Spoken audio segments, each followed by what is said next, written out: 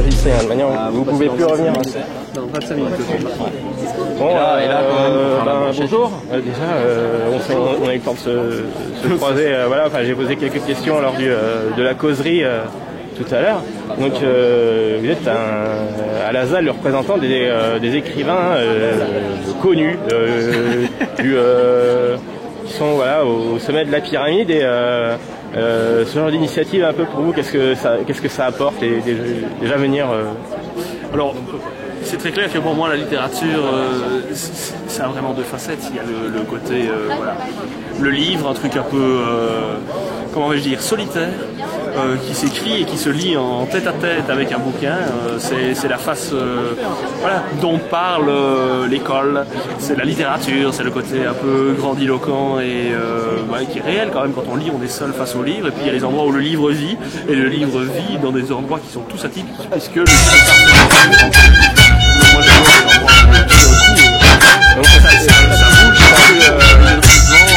c'est un peu le côté systémique de la littérature. Ce qu'on apprend à l'école, c'est ce que le système dans lequel on vit veut bien nous apprendre et qui lui convient, qui ne le remet pas trop en cause. Et c'est les auteurs contemporains, enfin qui sont passés à la postérité. On sait jamais. Plutôt les auteurs morts que les contemporains. Voilà, les auteurs, ceux que j'appelle contemporains, c'est les morts, hein, c'est ceux qui se vendent le plus. Hein. Voilà, un bon auteur est un auteur mort, et il est barbu et il était au 19e siècle. Et il sert bien le système. Et donc voilà. Donc il y a cet aspect-là. Et l'autre aspect alors, c'est. L'autre aspect, c'est ceci.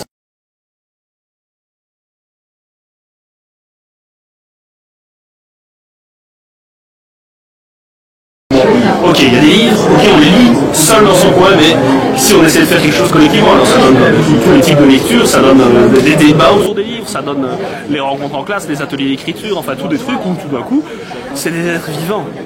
C'est-à-dire, oui, on parle de livres, oui, le livre est l'excuse pour qu'on soit là, mais c'est avant tout la fête ou la pratique de quelque chose, l'échange, et on est en plein là-dedans. Et donc ici, ce qui est génial, c'est que c'est...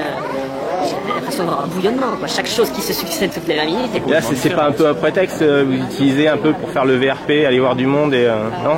Il y a vraiment une volonté humaniste derrière de. Ah bah non, parce que ce serait un prétexte si je m'étais mis à le faire après avoir eu des livres. Publié, bon, voilà, toujours, c'est dans des endroits comme ça, depuis gamin, c'est le seul moyen de parler de livres avec des gens, à part si on parle à son libraire ou à son bibliothécaire. En disant je l'ai bien aimé, vous n'avez pas un autre du même genre, sinon comment est-ce qu'on parle de livres? Fatalement, en faisant quelque chose qui est un peu le zozo, le gugus, quoi, un cercle de lecture où les gens s'échangent des livres et discutent toute une soirée. Vraiment, c'est pas ça qu'on est censé faire avec le livre. Bon, les auteurs, par exemple, je prends Victor Hugo, il répond plus au tweet, donc je l'ai tweeté hier et Victor Hugo. Ouais, bizarrement, il décroche pas son répondeur, voilà, bip même pas. Donc ouais, ce que je voulais dire, c'est qu'ils font un peu ça pour eux, et en fait ils s'en foutent des gens, et ils ont pas un public en tête. Et Hugo, oui, hein, quand même.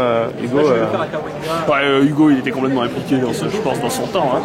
C'était pas un mec qui écrivait dans sa tour d'ivoire et qui s'en foutait du monde dans lequel il était. Bon, voilà, on peut prendre l'exemple d'Hugo, mais non, je pense que les auteurs. Les moments où les choses vivent, je pense que ça touche les gens. Alors il y a ceux qui mettent pas les pieds dans les endroits où ça bouge. Mais ça... Vous êtes à fond dans la contemporanéité, enfin je sais pas. Ouais, ça sonne bien comme ça. Contemporanéité. Maintenant, ouais, ici et maintenant. Oui.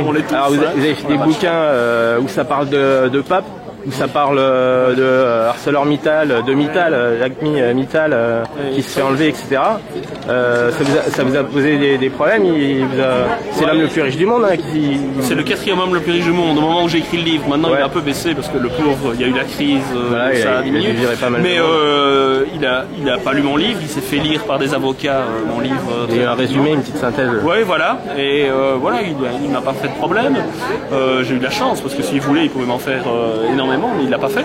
Donc, oui, mais moi je pense que ça fait partie du boulot d'un écrivain de parler du monde dans lequel on est. Alors, il y a 1000 manières de parler du monde dans lequel on est. On peut en parler. Voilà, la littérature parle toujours du monde dans lequel on est. Moi, j'aime bien utiliser des éléments d'actualité ou des éléments un peu, voilà, qui vont peut-être servir de porte d'entrée pour le lecteur. Une fois qu'il est dans le roman, il est dans un roman. Hein. J'écrirai sur autre chose que Mittal, mais Mittal va permettre que des gens viennent vers le livre, alors que si je leur disais, je vais parler de la désindustrialisation de l'Europe et du fait qu'on se retrouve finalement tout seul, comme toujours, comme on l'a toujours été, vraiment un lecteur. La même chose, le pape a disparu. L'idée que, voilà, je parle d'un pape belge, Ernest Ier, qui n'existe pas, mais bon, l'idée qu'il pourrait y avoir un pape belge, c'est déjà amusant en soi. Est-ce que vous attendez des réactions extrêmes à vos écrits? Est-ce que vous attendez à une révolution, quelque chose, non, l'acte fondateur d'une révolution? Je ne crois plus trop, on n'est pas dans une société où les gens se bougent, et donc je pense que l'acte de rébellion suprême dans cette société, c'est de boire un coup le soir, de refaire le monde dans sa tête, mais après le lendemain on se réveille avec la gueule de bois, c'est tout ce qui s'est passé. Donc non, je crois pas que la littérature aujourd'hui mobilise les gens, et c'est sans doute, si je voulais mobiliser les gens et les faire, j'écrirais pas des livres. Je pense que les livres, ça fait bouger des choses dans la tête des gens individuellement. J'ai parlé tout à l'heure du fait que c'était individuel comme acte. C'est pas collectif, il vaut mieux faire du théâtre, il vaut mieux faire du cinéma, de la télé si on veut mobiliser les gens. Et encore, est-ce que la télé mobilise les gens? Est-ce que le cinéma? Non. Et j'ai plus cette illusion-là. Tout à l'heure, je vous ai entendu parler donc des nègres qui écrivaient des bouquins à la place des auteurs, etc. Est-ce qu'il serait pas temps un peu pour la littérature mainstream de passer dans l'ère un peu du cinéma, de la révolution du cinéma qui a eu lieu quand même il y a plus d'une soixantaine d'années, où c'est plus de manière artisanale que se conçoivent des créations, mais de manière collective. Bon, il y a des correcteurs, il y a des tas de monde autour de l'édition, mais je veux dire, est-ce que le rôle de l'écrivain aujourd'hui, est-ce qu'il n'y a pas une mutation à envisager?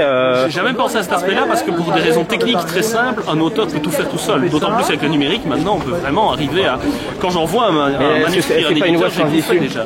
C'est pas une voie sans issue. Est-ce que l'auteur n'est pas amené à publier de plus en plus? C'est incroyable à être seul. Ça veut dire qu'il n'y a aucune pression possible. Tout le monde sait qu'au cinéma aujourd'hui, il y a des tas de choses qu'on peut pas dire, qu'on peut pas faire, parce qu'elles sont techniquement chères, parce qu'elles sont politiquement percevables, parce que voilà, il y a des millions de scénarios possibles qui n'arriveront jamais au cinéma, parce que il y a toute une série de règles très contraignantes du fait que c'est un travail d'équipe, donc des gros budgets, alors qu'en littérature, on peut vraiment écrire ce qu'on veut.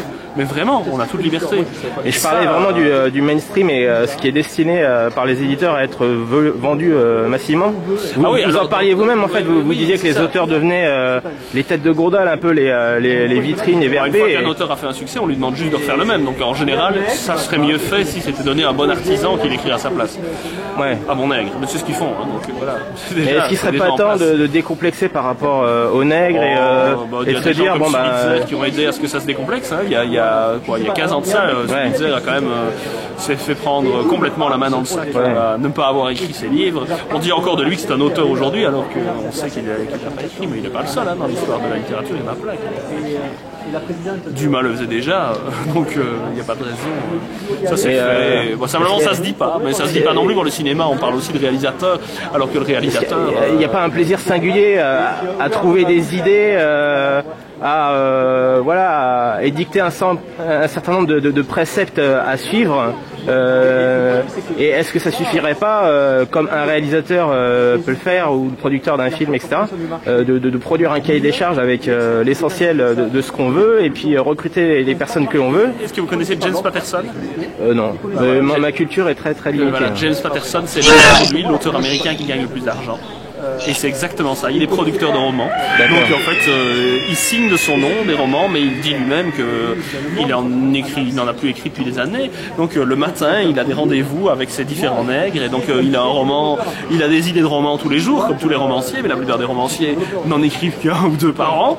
Et lui, par contre, il les fait tous aboutir. Donc il fait son briefing du matin avec le gars qui travaille sur son roman, son 40e roman d'espionnage qui se passe au Moyen-Orient. Donc le gars est un type qui est spécialisé dans l'écriture de trucs de guerre au Moyen-Orient, et il le brief, il lui donne le truc, et puis il le voit 20 minutes, et puis il passe au suivant, et il fait ça. Et donc il est le seul à le faire de manière aussi industrielle, et c'est lui qui gagne le plus d'argent aujourd'hui. La question est intéressante. Est-ce que c'était le plus intéressant d'être celui qui gagne le plus d'argent, ou bien est-ce que c'est de vraiment faire aboutir ce qu'on a envie? En fait, ma question, c'était pas le côté industriel, c'était la jouissance qu'il pouvait y avoir à travailler dans l'idée, et pas dans son cas, et vraiment, il ne fait plus que de l'idée. Moi, j'aime quand même vraiment bien, j'ai un plaisir fou à écrire des phrases, donc j'ai besoin d'être du côté concret de la réalisation. Là, je vais aller écrire maintenant, c'est quand même ça qui me plaît. Et écrire ici en direct, ça m'amuse vraiment. Plus que avoir l'idée, avoir des idées de romans, ça se fait vite. si on ne doit pas les assumer derrière, j'en ai 60. Mais des bonnes idées de roman, c'est celles qui vont donner un bon roman, c'est pas les bonnes idées au départ. Tant qu'on les a pas écrites, c'est pas des bonnes ou des mauvaises. Ouais. Et titre de vos romans, il y a la notion d'avaler, de manger des bus, et d'autres choses que j'ai oubliées. Et avec Harry Potter, qu'est-ce que ça cache en fait? Est-ce que il y a une blessure derrière? J'ai eu très faim dans le métier, et donc je pense que c'est ça. Non, je fais peu de psychanalyse sur moi-même, donc c'est juste que c'est une manière facile de placer quelque chose d'amusant dans un titre qui fait que ça va peut-être donner l'impression, parce que c'est difficile de donner une première impression à un lecteur. C'est l'idée de le type qui passe devant ce livre et qui voit le garçon qui avait avalé son lecteur MP3, il se dit sans doute, tiens voilà, livre saut. C'est un titre accrocheur. C'est accrocheur et en même temps qui montre qu'on ne se prend pas au sérieux à l'intérieur. D'accord. Peut-être. C'est très difficile de faire ça en une phrase. Et donc manger, avaler, ça marche bien. Chier, ça marche aussi, mais il y a des gens que ça choque. Donc je fais moins sur les déjections. Mais en fait, il faut revenir quand même plus ou moins. C'est un peu lié hein, quand on a avalé. Enfin, j'imagine, à moins de passer en chirurgie aux urgences, voilà, faut mieux. Donc, voilà, c'est une manière de pouvoir être comique ou amusant. Allez, on va dire ça. D'accord. Et alors, avant-dernière question, c'est à propos de vos parents. Il écrit sur Wikipédia qui sont marionnettistes. Oui, c'est ça. Et ça vous a donné l'envie d'écrire, le fait qu'ils manipulent comme ça des personnages Quand j'étais ado, j'avais l'impression que je faisais quelque chose de tout différent d'eux, parce que eux, c'était du spectacle vivant. J'ai parlé tout à l'heure, c'est collectif, il y a une salle et puis bon, c'était pas eux, c'était des marionnettes, mais après je me suis rendu compte qu'en fait je fais la même chose qu'eux. Mon père il utilise des marionnettes pour raconter des histoires, moi j'utilise des mots pour raconter des histoires, je crée des personnages, je suis pas là. Les gens voient autre chose que moi, ils voient le résultat et en fait c'est la même chose que les spectateurs. Malheureusement ce qu'on redoutait est arrivé. Mittal annonce la fermeture définitive de Foulon, de toute la phase d'achat d'ailleurs de Florange. Le plan social qui veut mettre en place va supprimer 629 emplois, plus la sous-traitance. Il ne faut pas oublier que la sous-traitance va payer un lourd tribut aussi à ce choix. Donc il faut quasiment multiplier par deux le nombre d'emplois impactés. J'ai pas réussi à prendre d'un coup, donc j'ai pris un quart. On a pris un coup dans la tête, même si on s'y attendait. L'ampleur de l'annonce est quand même assez sévère, assez dramatique. Et là, on est frustré, mais on est surtout très en colère. On a décidé donc collectivement de bloquer l'ensemble du site pour toute une semaine, toute la vallée.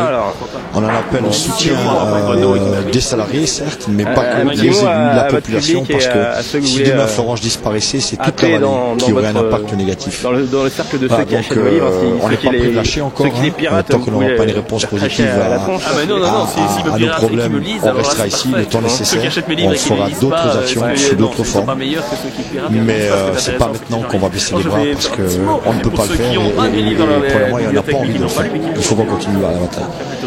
Alors ce que je pense de ça, c'est que malgré tout ce qu'on peut dire,